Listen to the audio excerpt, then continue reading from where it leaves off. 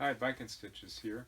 I'd like to share with you a fix that I had found for my Grizzly G0694 Wood Lathe that a lot of owners seem to be having.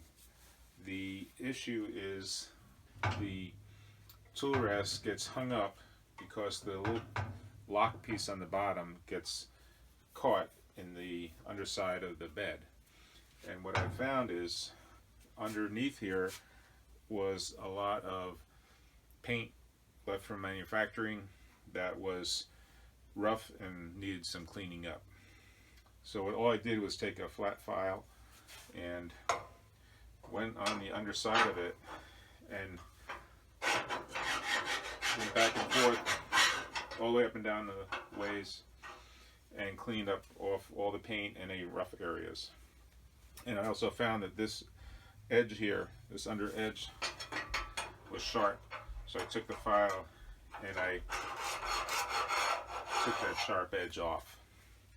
And once I was done with that, I cleaned it all up with some